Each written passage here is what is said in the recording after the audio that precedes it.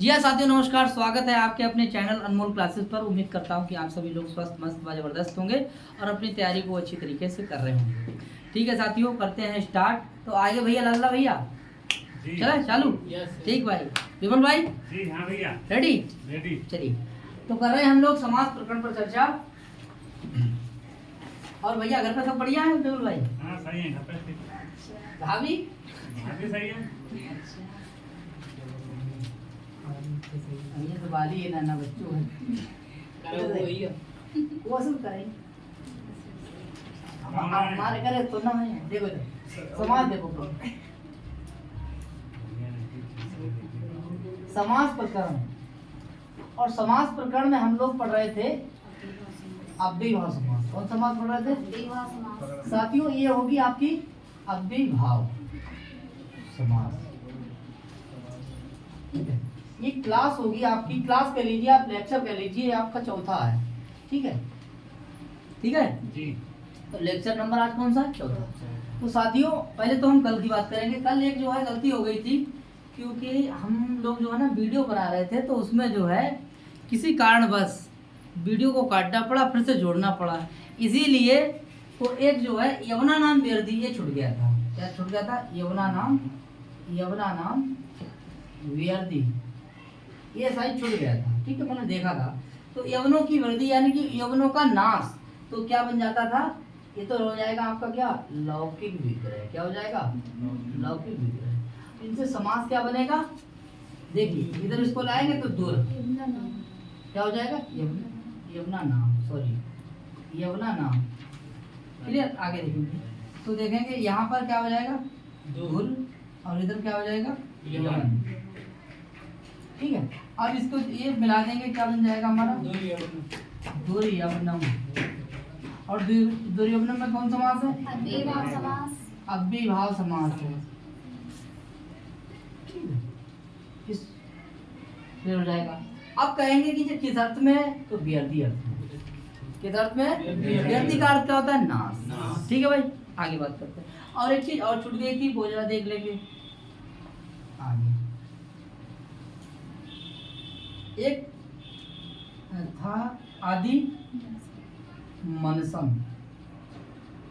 आदि मनसम, आदि मनसम ऐसे था। इसका विग्रह पूछा, इसमें समास कौन सा है? अव्ययीभाव। अव्ययीभाव। तो देखिए इसका विग्रह करेंगे, मनसा और क्या इधर आ जाएगा? इति, क्योंकि अधि से टूट रहेगा ना, तो आ जाएगा आपका इति। ये हो जाएगा आपका क्या? विग्रह। ऐसा विग्रह हो जाएगा। ठीक है, ये जो दो पॉइंट जो थे वो छूट गए थे, उसके लिए साथी आज बात करेंगे हम लोग इससे आगे। तो इसमें समास अव्ययीभाव लगा लेंगे, विग्रह हो जाएगा। आगे बात करते हैं।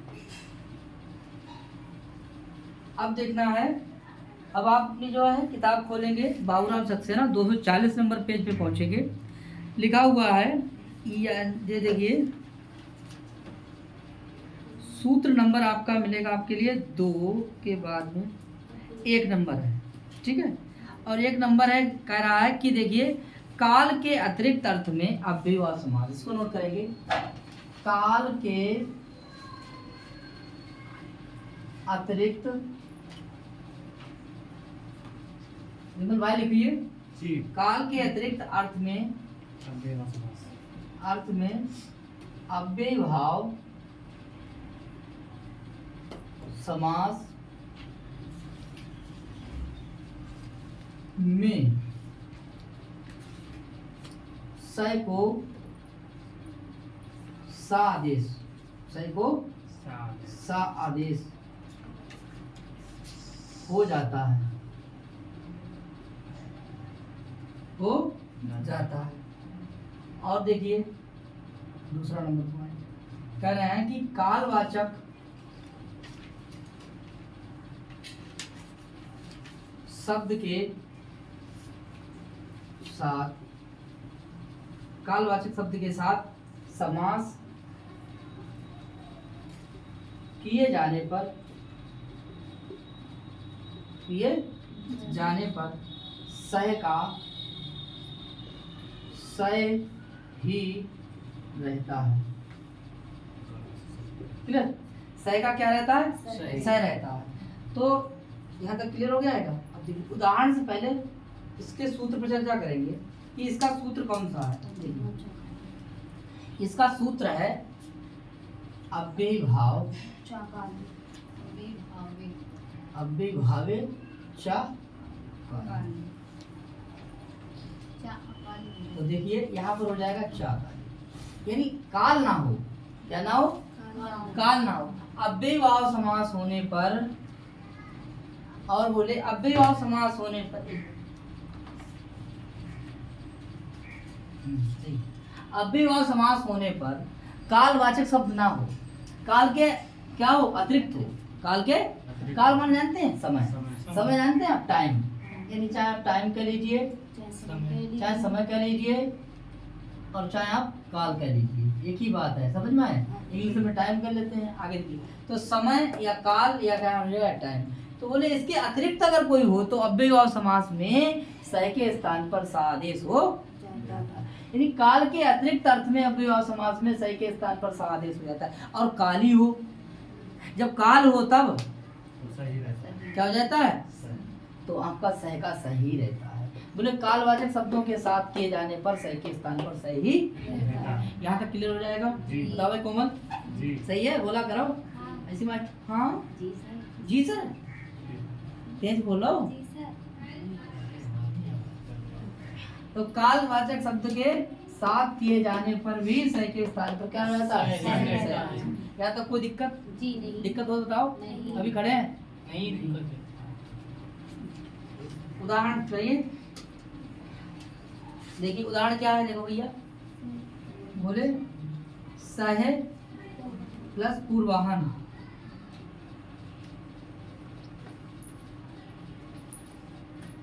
सह पूर्वाहना, पूर्वाहनम। ठीक है? तो देखिए सह के स्थान पे क्या करें, और देखिए पूर्वाहन अपराहन जी क्या है, ये किसको बता रहा है? जैसे दिन है ना, उसका पूर्वाहन अपराहन, मतलब पूर्वाहन मतलब दिन का पूर्वाहन, इन दिन का पहले भाग, पूर्वार्ध। ठीक है? आहन माने क्या होता है? पूर्वाहनम, आहनम माने क्या होता है? दिन। और पूर्व माने पहला, यानी दिन की शुरुआत। तो टाइम बात हो रही नहीं, समय बात हो रही नहीं, काल बात हो रही नहीं। तो काल के अतिरिक्त है कि काल सहित है? काल सहित है। एक मिनट, काल सहित है। ठीक है? तो काल के क्या है? तो बोलिए देखिए अब यहाँ पर काल है, ये समय है, ये जब समय है तो सही के स्थान क्या रहेगा? सही के स्थान पर सही ही रहेगा, और बन जाएगा आपका सह पूर्व वाहनम। ठीक है? समास कौन सा हो जाएगा? कौन समास हो जाएगा? ठीक है, अव्ययीभाव समास। बताओ भाई प्रेम जी, जी सही है? समझ में आया भैया गौरव? जी भैया। ठीक, आगे देखो। तो नोट कर लीजिए भैया। नोट ना करें तो कम से कम बाबूराम सक्सेना होगी तो टिक तो करिए। जी। और अगर आपने जो किताब को टिक हो ना करो ना तो आने वाली पीढ़ी कहे कहाँ पढ़ो पापा तुमने, सही है तुमने भी सुना पढ़ो, इसलिए टिक कर लो। ठीक है? हाँ चिल्लुया कर लो भाई। आगे देखो, मिटाया ना भैया? जी हाँ, टिक तो कर लो भाई।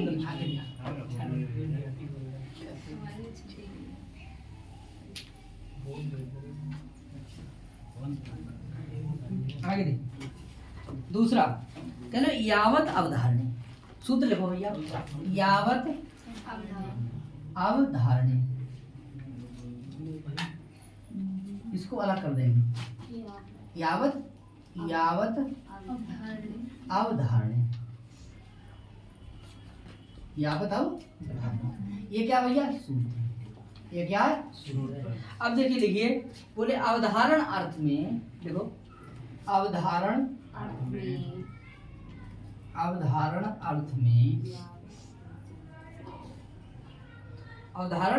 अर्थ में यावत के साथ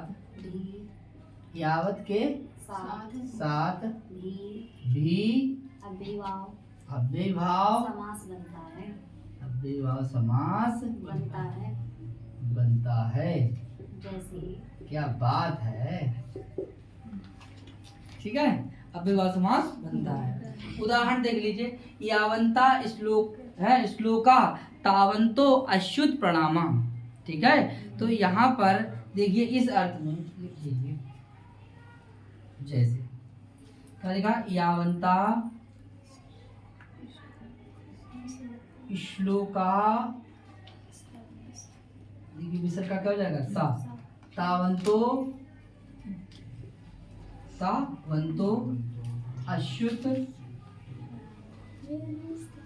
अच्युत प्रणामा। इस अर्थ में अब देखिए कहाँ बनेगा समास, बोले यावत और श्लोक, यहाँ समास करेंगे यहाँ क्या कर देंगे, समास। अब देखिए यहाँ यावत के साथ देखिए, आपको दिखाई दे रहा है यावंता का मतलब क्या है, यहाँ यावत जो है वो किस अर्थ में, अवधारणा। किस अर्थ में, तो अवधारण अर्थ में, अवधारण सही है, अवधारण अर्थ में बोले अव्ययभाव समास किस में होता है, यावत के साथ। तो देखिए भैया यहाँ जो अवधारणा अर्थ में क्या है, ठीक है, तो यहाँ से जब समास करेंगे तो देखेंगे समास बनाओ, तो बोले यावत प्लस अब लिखेंगे श्लोकम।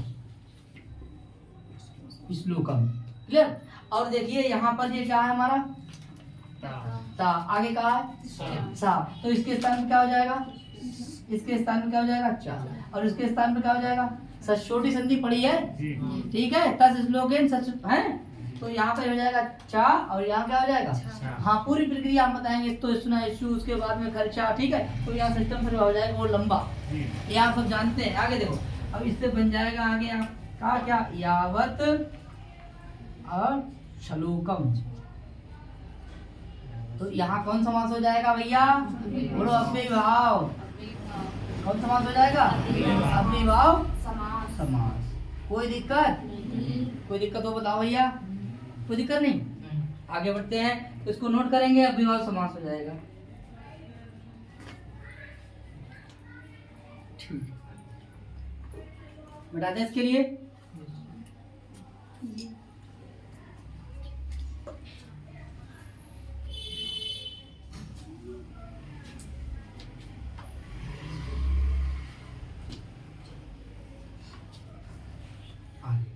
हम लोग आज जो है अव्ययभाव समास को कंप्लीट कर लेंगे, ठीक है। आगे देखते हैं।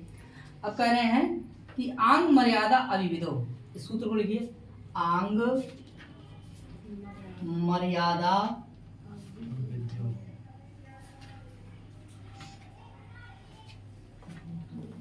अविविधो, विद्यो है,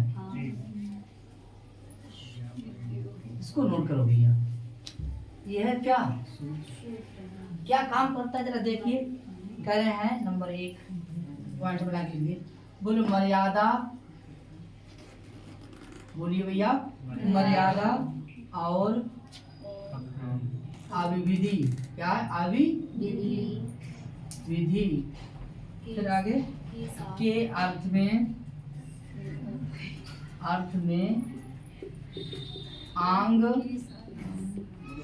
आंग के साथ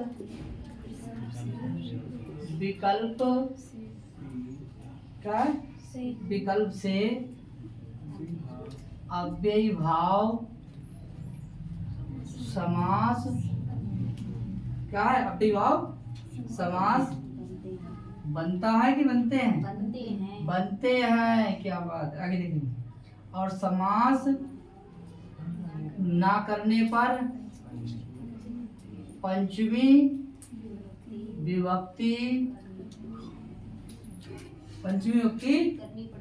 करनी पड़ती है। क्या बात है उषा, करनी पड़ती है, जैसे, पहले इसको समझ लीजिए। बोलो बात, आंग मर्यादा अविविध्यो, आंग देखिए, मर्यादा अविविधि के अर्थ में आंग के साथ विकल्प से अव्ययभाव समास बनते हैं। समास ना बनेगा, अर्थात समास ना बनने पर पंचमी विभक्ति करनी पड़ती है। ये काम विकल्प से होता है, इसीलिए इसके हमें लग रहा है कि दो रूप बनेंगे। भाई जहाँ विकल्प होगा समझ में आया? क्लियर? आगे देखो तो इसके अब उदाहरण देंगे। देखिए भैया, देखो भैया उदाहरण कह रहे हैं कि आ मुक्ते इति, आ मुक्ते इति, आ मुक्ते इति बराबर क्या हो जाएगा? अर्थात आ मुक्ते इति बराबर बन जाएगा आपका आ मुक्ति, आ मुक्ति। ठीक है, अर्थात निकल के आया मुक्ति पर्यंत, मुक्ति पर्यंत। सही है भैया, आ मुक्ते बराबर क्या हो जाएगा? मुक्ति पर्यंत। और इधर देखिए नीचे लिखिए, बोले आ मुक्ति या आ मुक्ते वाह। ठीक, और आगे है संसार। इसको समझ लीजिए भैया। ठीक, अब बताइए, देखिए आंग क्या है? आंग, आंग क्या है? उपसर्ग। आंग क्या है? उपसर्ग। तो आंग उपसर्ग किस किस अर्थ में है? और किस अर्थ में है? मर्यादा अर्थ में। और तो देखिए भैया, सब या तो करो आप समास अव्ययीभाव और या करो फिर पंचमी। क्लियर हो जाएगा? तो अगर समास करोगे तो कैसा होगा? ठीक है, अगर नहीं करोगे तो कौन सी विभक्ति लगानी पड़ेगी? गुड। आगे बोले आ मुक्ते, तो यहाँ जी आ दिखाई दे रहा है, आ क्या है? क्या है? उपसर्गों की संख्या कितनी है? 22 है। प्रा प्रा अब सम कितने हैं? 22 है। आगे तो कह रहे हैं कि आंग आपको दिखाई दे रहा है, ये क्या है आपका? आंग है। और वो किस अर्थ में है? किस अर्थ में है? मर्यादा अर्थ में। यहाँ ये आंग किस अर्थ में है? मर्यादा अर्थ में। क्लियर हो जाएगा? तो कह रहे आ मुक्ते इति, आ मुक्ते इति बराबर क्या बन जाएगा आपका? आ मुक्ति, अर्थात मुक्ति पर्यंत। अब देखिए मुक्ति के मुक्ति पर्यंत तक, यानी कि जब तक मुक्ति ना हो जाए तब तक। ये साग्नि पढ़ा था, अग्नि ग्रंथ पर्यंतम बराबर क्या हो जाएगा? तो साग्नि में कौन समास था? ऐसे ही इनका कह रहे हैं, बोले आ मुक्ते इति बराबर बन जाएगा आ मुक्ति। क्या बन जाएगा? तो आ मुक्ते इति ये क्या हो जाएगा? विग्रह हो जाएगा। बोलो भैया, बोलो ना दीदी जी, बोलो जो बोलो ना तो कैसे आ दीजिए, बोलो क्या है जी? ये क्या विग्रह हुआ है? नहीं। और देखिए क्या बन गया ये समास? इसका अर्थ क्या हो जाएगा? मुक्ति, मुक्ति, बोलो मुक्ति। वाह क्या बात है। अब देखिए आ मुक्ति में पूछा जाए कौन समास है? कौन समास है? भाई कौन समास है? अव्ययीभाव। कौन समास है? अव्ययीभाव। क्लियर हो जाएगा? आगे देखते हैं। अब बोले आ मुक्ते वा। अब देखिए मुक्ति शब्द है, मुक्ति का पंचमी का हो जाएगा मुक्ते, मुक्ति का षष्ठी का हो जाएगा मुक्ते। तो यहाँ पे कौन सी विभक्ति है? पंचमी का वचन है। तो देखिए या तो आप कर लो पंचमी विभक्ति या फिर क्या कौन कर लो? समास अव्ययीभाव। क्लियर? वा का मतलब क्या है? तो यहाँ या तो ये समास हो गया और दूसरा क्या हो जाएगा? पंचमी विभक्ति। मुक्ति का है? बोले संसारा। आ मुक्ते संसार। संसार की क्या क्या ले भैया? मुक्ति पर्यंत। जी कुछ लोग ये बताते हैं कि मुक्ति पर्यंत जो है ये विग्रह है। मुक्ति पर्यंत ये विग्रह बताते हैं कुछ लोग। एक मिनट, आमुक्ति विग्रह। आमुक्ति जो है ये समासिक पद है। देखिए ये हम जो कहना चाह रहे हैं, ये वाला ये आपका सामासिक पद है। ठीक है, यही तो कह रहे हैं, सामासिक सामासिक पद। क्लियर? ये सामासिक पद इसे कह लेंगे आप समस्त पद। क्लियर? समस्त पद। यहाँ पंचमी विभक्ति हो गई। ये मुक्ति पर्यंत मतलब हिंदी में लिखा हुआ है मुक्ति पर्यंत तक। ठीक है, यही तो आप कहना चाह रहे हैं। ठीक है, तो भैया यहाँ तक हो सकता है मेरे हिसाब से। ये आपका ये विग्रह है, आ मुक्ते इति बराबर बन जाएगा मुक्ति, अर्थात है मुक्ति पर्यंत तक। हिंदी में अर्थात कह देना। ठीक है, तो अगर ये समास तो ये बना हमारा, आ मुक्ति में समास कौन सा है? अव्यय है। ठीक है, क्योंकि अगर ऐसा देखिए, सुनो, अगर हम विग्रह करेंगे तो हम मुक्ते में जाएंगे, क्या जाएंगे, मुक्ते। ठीक है, तो आ मुक्ते इति बराबर बन जाएगा आमुक्ति, इसका अर्थ हो जाएगा मुक्ति पर्यंत। ठीक है, मुक्ति पर्यंत। तो आमुक्ति में हमने समास क्या बना दिया, समस्त पद, अव्ययभाव समास। ये समस्त पद है, सामासिक पद है। अगर हम ये ना बनाए तो आमुक्ते बन जाएगा आपका पंचमी विभक्ति। ठीक है, जब आप पढ़ेंगे क्या, आ कैलासा वैसे कैसे लया, वहां पहुंचेंगे कहाँ, मेघदूत में। क्लियर हो जाएगा। तो कह रहे हैं मुक्ति पर्यंत क्या, संसार। क्लियर, अब तो क्लियर है। संसार से आप कब तक नहीं मतलब मुक्त होंगे, तो छोड़ेंगे नहीं, तो मुक्ति नहीं। आज तक मुक्ति नहीं मिलेगी। ठीक है, आगे देखिए, यहाँ तक क्लियर हो जाएगा। दूसरा, तो ये हमें बता दीजिए कि आमुक्ति में जो आंग है वो कौन सा अर्थ में, मर्यादा। कौन सा अर्थ में, मर्यादा। दूसरा देख लीजिए भैया, इसे हटा दें। आगे।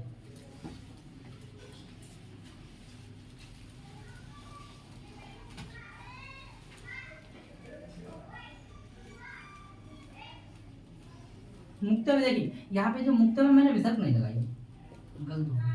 आ प्लस मुक्ते, आमुक्ते लगाया था, आमुक्ते इति था। ठीक है, जी। आमुक्ते इति बराबर क्या बन गया था, मुक्ति। आमुक्ति। तो यहाँ पे विसर्ग जरूर लगा देना। ठीक है, क्लियर, जी। आमुक्ति ही हो जाए। अब आगे देखते हैं।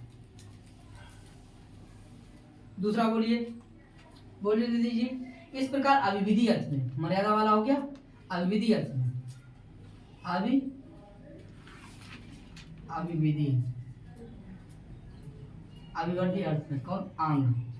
आंग किस अर्थ में है, अर्थ में। उदाहरण बोलो। अब कह रहे हैं कि आबालम, आबालम, आबालम या बालेभ्यो, बालेभ्यो। आगे क्या कह रहे हैं, हरि भक्ति, हरि। ठीक है, अब बताइए भैया, हरि भक्ति देखिए विसर्ग लगा देंगे, विराम लगा देंगे। अब हमें बताइए, देखिए इसको तो ऐसे करेंगे। अब आबालम में समास कौन सा, ये समस्त पद है, जी। ठीक है, यही सामासिक पद है।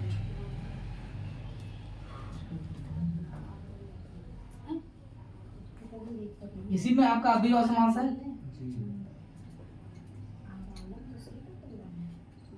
यहाँ कौन सी विभक्ति है, अरे भैया डंडा लगा दो, बाप पे डंडा लगा दो, बाप पे। ठीक, आगे देखिए, आबालम। ठीक है, आबालम। ठीक है, आगे देखेंगे।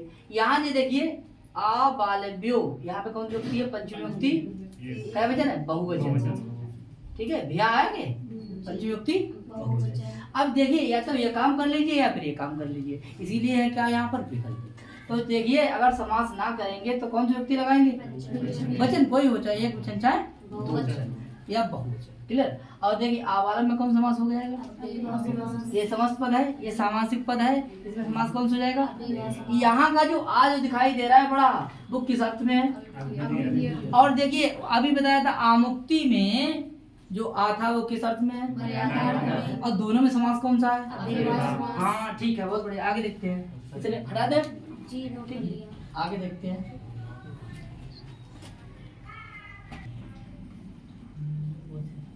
तो यहाँ तक हो गया।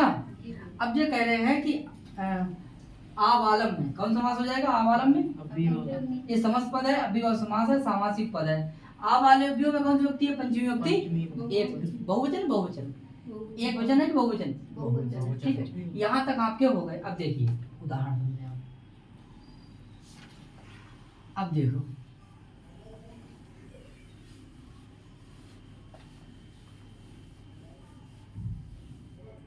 इसको समझो, ये क्या है, आम। ठीक, ये क्या है, मर्यादा अर्थ में अव्ययभाव समास, अव्ययभाव समास। उदाहरण और देखिए, अविविधि, अविविधि अर्थ में अव्ययभाव समास, अव्ययभाव समास, समास। इसका भी क्या है उदाहरण। क्लियर। आगे देखो, अब देखो यहाँ पे क्या बन जाएगा आ मुक्ति, मुक्ति। ये तो है। इसमें समास कौन सा यू अव्यय। ठीक है, इसमें कौन सा समास है यू आ बालम, क्लियर। आगे देखेंगे इसको क्या हो जाएगा, विकल्प हो रहा है तो ये तो इसमें हो गया समास अव्ययभाव। अच्छा, आ मुक्ते, आ मुक्ते, ये दो आ मुक्ते, ये आपका क्या हो जाएगा पंचमी, पंचमी विभक्ति। ठीक है, इसीलिए काम कैसे हो रहा है ये विकल्प से। क्लियर है। आगे देखते हैं इसका आवालम का, इसका क्या हो जाएगा आ बालेभ्यो, बालेभ्यो। यहाँ कौन सी युक्ति हो गई पंचमी, यहाँ कौन सी युक्ति हो गई पंचमी। इसको आप नोट कर लेंगे, पंचमी विभक्ति। इस तरीके से देखिए आंग जो है मर्यादा अर्थ में अव्ययभाव समास करता है और कैसे करता है विकल्प से। कैसे करता है विकल्प से करता है। ठीक है, तो इसके कितने रूप हो जाएंगे दो, और ये कैसे करता है विकल्प से करता है। ठीक है, तो कितने देखिए इसके भी दो रूप, इसके भी दो रूप। आमुक्ति में कौन समास हो जाएगा अव्ययभाव समास हो जाएगा, और आमुक्ति में कौन समास हो जाएगा अव्ययभाव समास हो जाएगा। आवालम में समास कौन सा हो जाएगा, और इसमें देखिए आवालेभ्यो में कौन सी युक्ति हो जाएगी। ठीक है, है आंगी। ठीक है, तो किस अर्थ में एक मर्यादा अर्थ एक अविधि अर्थ में। क्लियर हो जाएगा। परीक्षा में सवाल क्या आएगा वो हम आपको बता रहे। परीक्षा में समास आएगा आमुक्ति में कौन समास है अव्ययभाव समास लगाएंगे।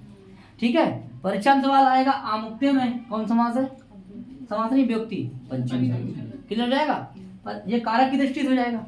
ठीक है, ये वाला कारक जानते हैं आप। ठीक, आगे ये देखिए अविधि अर्थ में आवाला में कौन समास आ जाए अव्ययभाव समास आएगा। आवालेभ्यो में कौन सी युक्ति हो जाएगी पंचमी युक्ति हो जाएगी, एक कारक वाली।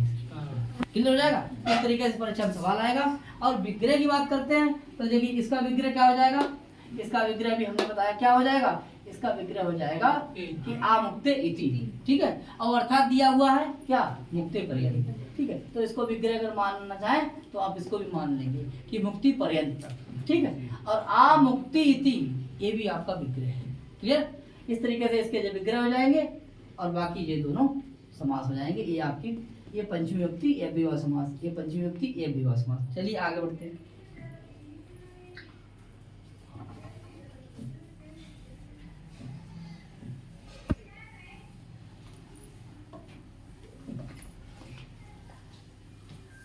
अब देखते हैं दूसरा।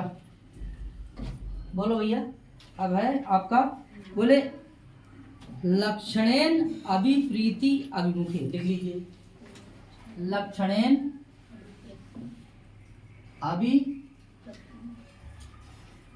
अभिप्रीति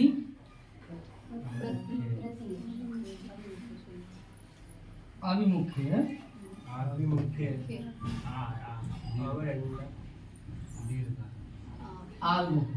अभिमुखे विसर्जन नहीं। ठीक, ये क्या है सूत्र, इस सूत्र को नोट करिए और देखिए इसका अर्थ या परिभाषा। इस पे लिखेंगे, कह रहा है कि अभिमुख, अभिमुख्य बोधक, आगे द्योतक कर दीजिए, द्योतक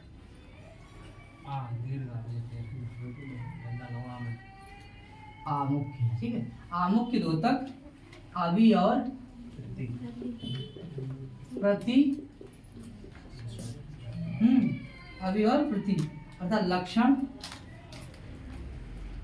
अर्थात चिन्हवाची,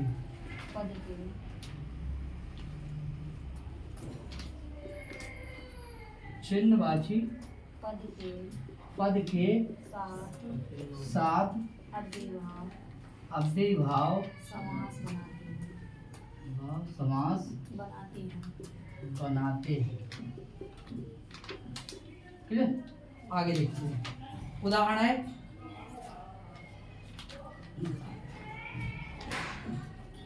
एक है उदाहरण अव्यग्नि, दूसरा क्या है प्रत्यग्नि।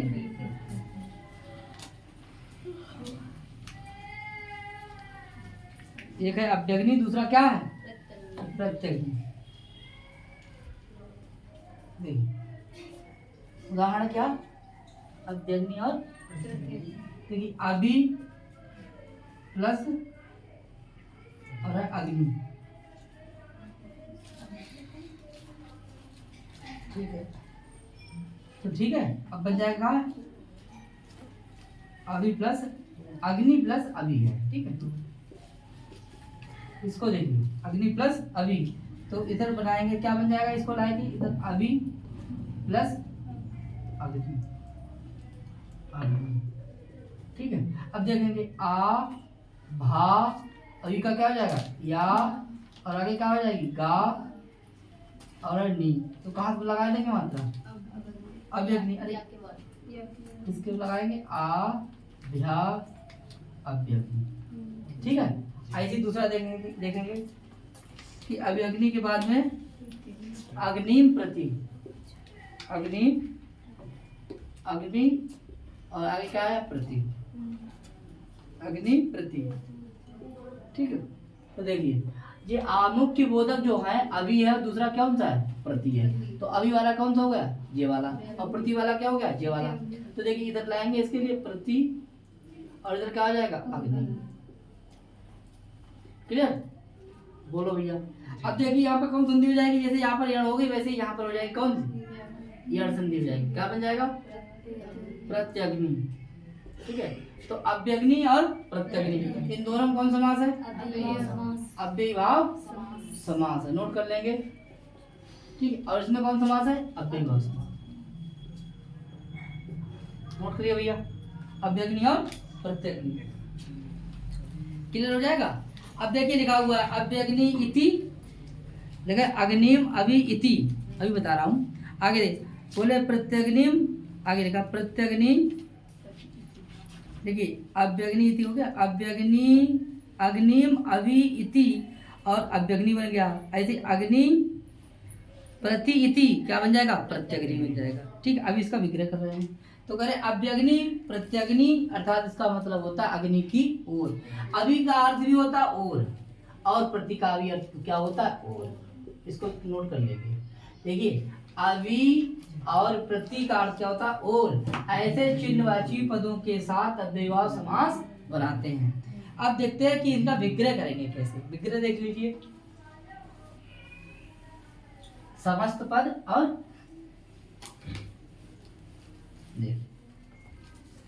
आप इसको उठाइए अभी और इसको कर लीजिए प्रति, ठीक है। ये कैसे है, ये देखिए कैसे है, आमुख्य द्योतक शब्द है, ठीक, कैसे है आमुख्य द्योतक, आगे लक्षणवाची। अब देखेंगे कह रहा है कि अग्नि अभी और क्या आया आगे ऐसे ही देख लेंगे क्या, बोले अग्नि इति प्रति इति, भैया बता दीजिए इसके लिए क्या बन जाएगा अव्यग्नि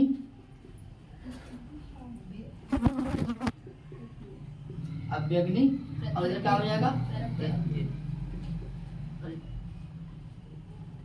प्रत्यग्नि, ठीक है। अव्यग्नि प्रत्यग्नि में कौन समास हो जाएगा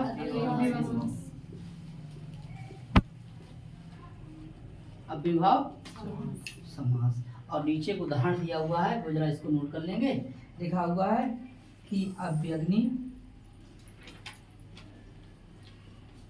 या प्रत्यग्नि, और इसके आगे देखिए सलवा,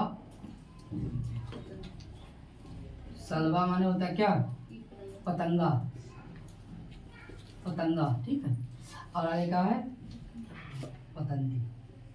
अब इतना तो आपने देखा ही होगा कि जहाँ आगी होगी ना उसके किनारे किनारे जो है ना कीड़ा यानी पतंगा क्या होते हैं गिरते रहते हैं। तो वैसे ही देखिए अव्यग्नि और प्रत्यग्नि, बोले सलवा माने क्या होता है पतंगा, एक नहीं बहुत से हैं, इसीलिए यहाँ पे आगे का पतंगी, पतंगी माने गिरते हैं। तो अग्नि के चारों ओर, ठीक है, अग्नि के अग्नि की ओर, अग्नि की ओर क्या है, सलवा माने क्या है, सराउंडिंग। प्रति का अर्थ होता है अविता पड़ता संज्ञा अनेकसा हा प्रतियोगी है प्रद्युतिया, प्रतिमान होता है और यहाँ अभिवाने भी है और। ठीक है, तो ये किस अर्थ में है, आमुख्य द्योतक, आमुख्य द्योतक शब्द जो हैं उनके यदि प्रति और अवि इनका जब अग्नि के साथ समास करेंगे तो अव्ययवाद समास हो जाएगा, तो इसका विग्रह हो जाएगा। इसका ये क्या है, विग्रह।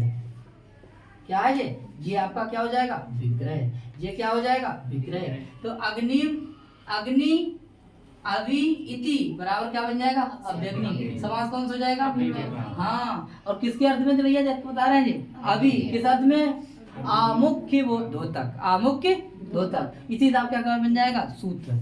ऐसे ही प्रति क्या हो जाएगा, अग्नि प्रति इति बराबर क्या बन जाएगा, प्रत्यग्नि। कौन समास हो जाएगा, और नीचे वाली लाइन है कि अव्यग्नि प्रत्यग्नि सलवा पतंती, यानी अग्नि की ओर कीड़ा क्या होते हैं, गिरते हैं। यहाँ तक क्लियर हो जाएगा, आगे बात करते हैं।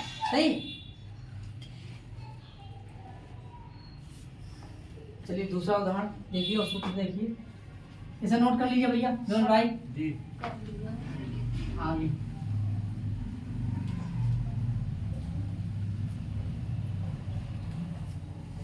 आगे देखो, अब कह रहे हैं आगे एक सूत्र और बचा है, दो नहीं दो और सूत्र बचे। कह रहे हैं क्या लिखा है, अनुर यत समया, अनुरत समया, इसको भी पढ़ लीजिए। बोलिए भाई, बताओ भाई कोमल। देखो कह रहे हैं कि जिस पदार्थ से, देखो जिस पदार्थ से किसी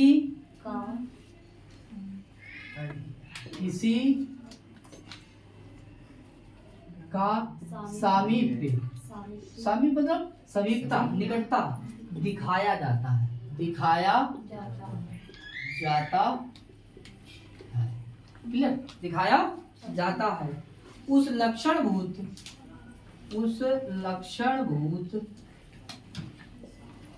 पदार्थ में, यानी पदार्थ के साथ सामीप्य सूचक, बोलो अनु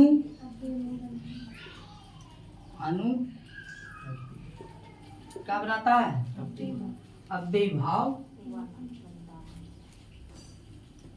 क्या करता है, बनता है, बनाता है, बनता है। क्लियर, आगे फिर से पढ़ लीजिए एक बार, बोले थे अनु, देखिए यहाँ पहचान लेंगे, अनुयत समया। ठीक है, कह रहे हैं कि जिस पदार्थ से किसी की समीपता दिखाया जाता है, अर्थात समीपता दिखाई जाती है, उस लक्षणभूत पदार्थ के साथ समीप सूचक अनु से अव्ययवाद समास बनता है। यानी अनु क्या है, उपसर्ग है, उपसर्ग क्या है, अव्यय है, अव्यय है, समास कौन सा हो जाएगा, अव्ययवाद। आगे बात करते हैं और उदाहरण आपका देख लीजिए, लिखा है कि अनुबनम, अनुबनम। अब आगे क्या लिखा है, असम, अलग अलग कर देना, आ सा माँ को आ सा निर्गता, अस निर्गता। ठीक है, अस निर्गता। यदि देखिए यहाँ पर ये लिखा है अनुबनम, अर्थात बनस से समीपम। नीचे लिखा देखिए, यहाँ लिखा है बनस से और लिखा है समीप, समीप समीपम इति अर्था। इसको नोट देखिए, नीचे लिखा हुआ है समीप्यम इति अर्था। देखिए कह रहा है कि बन के समीप, तो जिस समाज से किसी की समीपता दिखाई जाती है और वह लक्षणभूत पदार्थ के साथ समीप जो अनु है उसका के साथ अव्ययवाद समास बनता है। बताइए भैया, बनम से पहले क्या लगा है, तो यहाँ पर समास कौन सा हो जाएगा, कौन समास हो जाएगा, अव्ययवाद समास हो जाएगा। कहाँ खड़े हो आप, बोले बन के किनारे। किससे हैं, बन के पास खड़े हैं, तो यानी बनस से समीपम, बन के पास, इस अर्थ को दे रहा है। इसीलिए समया माने क्या होता है, अविता पड़ता समया, समय माने क्या होता है, समीप, क्या होता है, समीप। तो यहाँ जो सभी अर्थ में क्या आ रहा है, अनु आ रहा है, इसीलिए समास आपका कौन सा हो जाएगा, अव्ययभाव समास हो जाएगा। तो यहाँ तक आपका क्लियर हो गया है। ठीक है, आगे बात करते हैं, कोई दिक्कत है? आगे बात अब देखते हैं।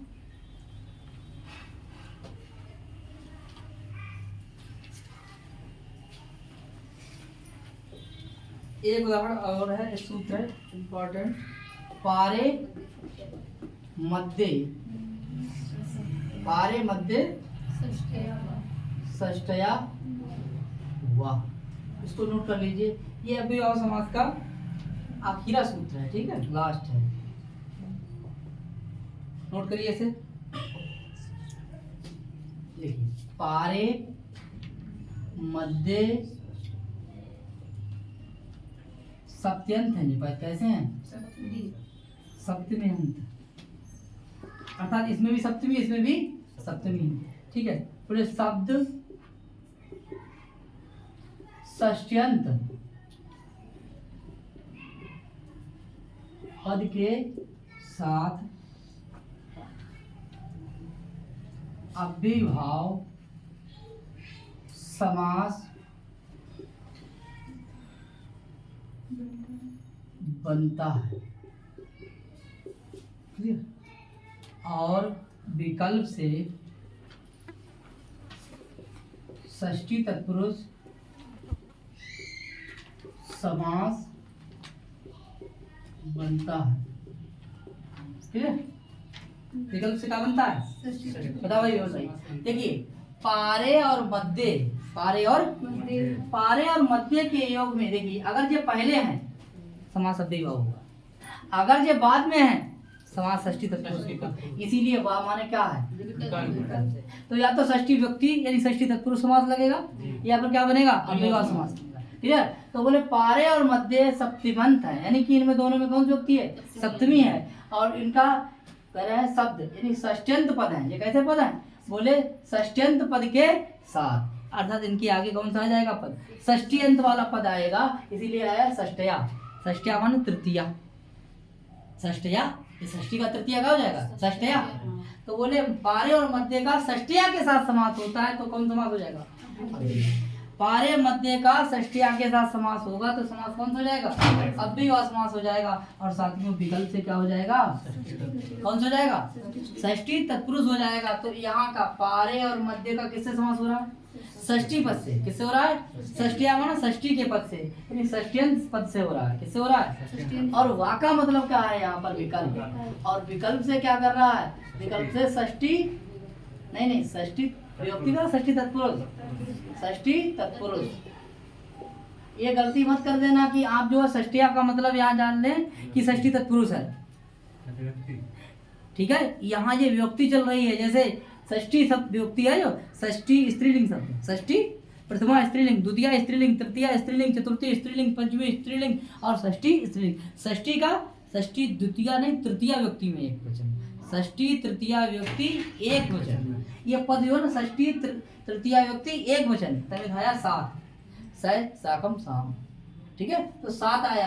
तो पारे और मध्य जो कैसे हैं, सप्तमंत है, कैसे, अर्थात इनमें कौन सी व्यक्ति है, सप्तमी। और इस पद में कौन सी व्यक्ति है, तृतीया, ठीक है। और है कैसा, ये षष्ट्यंत पद है। कैसा पद है, बात को समझो, ये पद कैसा है, षष्ट्यंत है, ठीक है। उसके साथ अव्ययभाव समास होता है, समझ में आया। क्योंकि षष्ठी के रूप आप जानते हो, षष्टया हो जाएगा, राम का रमा का क्या हो जाएगा, रम्या हो। ऐसे ही आप समझ लीजिए बात, क्लियर। षष्ठी का क्या हो जाएगा, जैसे नदी का क्या हो जाएगा, समझ में आया, क्लियर हो जाएगा। आगे देखते हैं, अब उदाहरण देखेंगे। अगर समास नहीं होगा तब, अगर आपका देखिए, अगर समास नहीं होगा तब क्या होगा, तो षष्ठी तत्पुरुष, तब भी समास होगा, लेकिन कौन सा समास होगा, तो यहाँ वा का मतलब है नहीं, आप इसका मतलब लगा लें क्या, नहीं, गलत है। वा का मतलब विकल्प है, विकल्प बराबर षष्ठी तत्पुरुष समास। देखिए, अगर नोट करिए, अगर पारे और मध्य पहले आते हैं तो अव्ययभाव समास होता है। क्लियर? पारे मध्य अगर पहले आते तो कौन समास होता है? उदाहरण बोले पारे गंगम, ठीक है। और आ जाएगा कौन सा? मध्य गंगम। इन दोनों में कौन समास हो जाएगा? नोट कर लेंगे, ठीक है। अगर पहले आ रहे हैं तो कौन समास हो रहा है? अव्ययीभाव समास। क्लियर है? बोले मध्य गंगम और है पारे गंगम। क्लियर हो जाएगा। आगे देखते हैं। अगर ये कहाँ आ रहे हैं? पहले। अब देखिए अगर ये पारे और मध्य बोले कहाँ आ रहे हैं? बाद में, अर्थात दूसरे पद में आ रहे हैं। बाद में आते हैं तो समास अव्ययीभाव की जगह पर क्या हो जाएगा? षष्ठी तत्पुरुष हो जाएगा। कौन सा हो जाएगा? षष्ठी तत्पुरुष हो जाएगा। विग्रह इसका किसका होगा? विग्रह इसका षष्ठी से होगा, तभी तो कह रहा है षष्ठ्यंत गंगाया पारे। ठीक है, आगे देखेंगे इसको इसे करके विग्रह अभी कर लीजिए। गंगाया क्या हो जाएगा? पारे। गंगाया आगे देखेंगे गंगाया मध्य क्या बन जाएगा? ये हो गया आपका विकल्प। क्या हो जाएगा? तो सॉरी विग्रह। क्या हो जाएगा? विग्रह। आगे और इसका समास कौन बन जाएगा? इसका समास क्या हो जाएगा? उल्टा कर लीजिए। पारे को पहले लाइए, पारे को लाए पहले, ठीक है। और क्या बन जाएगा? पारे गंगम। अब पारे गंगम कौन समास हो जाएगा? अव्ययीभाव समास। भाई तभी तो कह रहे थे क्या? तभी कह रहे थे कि पारे और मध्य का षष्ठ्यंत यानी षष्ठ्यंत के साथ समास हुआ नहीं हुआ? हुआ। क्लियर हो गया? पारे और मध्य का किसके साथ समास हुआ? तो के साथ बराबर कौन सी होगी? तृतीया हुई। तो इस पद में तो तृतीया विभक्ति है, समझ रहे हैं आप? अब इसमें जो है ना इसका अर्थ जो निकल रहा है वो षष्ठ्यंत है, यानी कि जो पद यहाँ पर आ रहा है वो षष्ठ्यंत होना चाहिए। ठीक है। हाँ, मैं देखिए अगर पीजीटी लेवल की अगर बात करें तो फिर बाद में इसको डिटेल से पढ़ाने और प्रयास करता है, क्योंकि टीजीटी में क्या है? लौकिक विग्रह आता है। ठीक है। हाँ, तो आप इसको समझ लीजिए फिर से। बोले गंगाया पारे, तो गंगाया में युक्ति कौन सी हो गई? षष्ठी। कौन सी युक्ति हो गई? षष्ठी। और यहाँ षष्ठी युक्ति है तो यहाँ षष्ठी तो ना या तृतीया। तो कुल इस पारे का गंगा के साथ, और साथ बराबर क्या होता है? कर्ता ने कर्म को करण से माने क्या? साथ। तो इसके अर्थ कितने हो गए? दो अर्थ हो गए। एक जो किस अर्थ में है?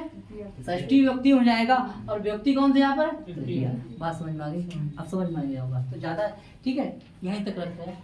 तो गंगाया पारे बराबर हो जाएगा गंगा पारे। तो कौन समास है? सॉरी, पारे गंगम हो जाएगा। गंगाया पारे बराबर क्या हो जाएगा? पारे गंगम। तो अव्ययीभाव समास हो जाएगा। दूसरे का हो जाएगा? बोले मध्य गंगम। मध्य गंगम, इसमें कौन समास हो जाएगा? क्लियर हो जाएगा। अब विग्रह ऐसा ही होगा सेम। विग्रह कहते जैसे राग्या पुरुषा, विग्रह सेम ऐसा ही होगा जब अगर पारे और मध्य बाद में आए। 6 लाइन नहीं है, ठीक है। इसमें जो है अच्छा, ठीक, ओके। तो देखिए यहाँ पर समास तो अव्ययीभाव हो गया है, क्लियर हो गया? पहले है, ठीक, इतना पहचान लेंगे आप। ठीक, आगे देखते हैं। अब देखिए अगर हमें षष्ठी तत्पुरुष समास करना है तो विग्रह यही होगा, विग्रह यही होगा। क्लियर? कह रहे हैं कि अगर पारे और मध्य कहाँ आए? बाद में आए, तो बाद में अगर आएंगे तो बाद ही रहेंगे, बाद में आएंगे और बाद ही रहेंगे। जब बाद में आएंगे और बाद ही रहेंगे तो समास कौन सा हो जाएगा? षष्ठी। तो क्या बन जाएगा हमारा? गंगा और आ जाएगा पारे। गंगा पारे में कौन समास हो जाएगा? षष्ठी तत्पुरुष। क्लियर हो जाएगा। और इधर क्या हो जाएगा? गंगा मध्य। गंगा मध्य, तो कौन समास हो जाएगा? षष्ठी। ये था आपका अव्ययीभाव समास। ठीक है, साथ में समझ में आया होगा। ठीक है, तो गंगा पारे में समास कौन सा हो जाएगा? इसको अलग से लिख ले रहे हैं, फिर से लिख दे रहे हैं। गंगा पारे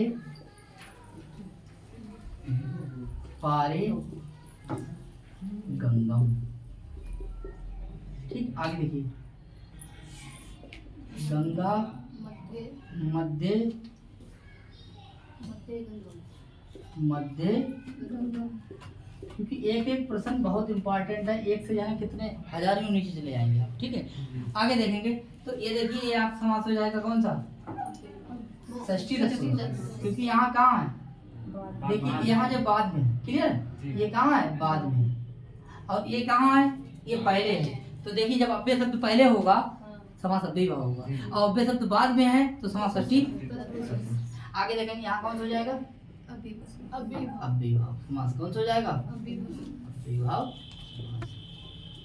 ठीक है, क्लियर हो गया। तो साथियों ये था हमारा अव्ययीभाव समास, और बहुत बहुत धन्यवाद। मिलते हैं तत्पुरुष के साथ। नमस्कार। सही है।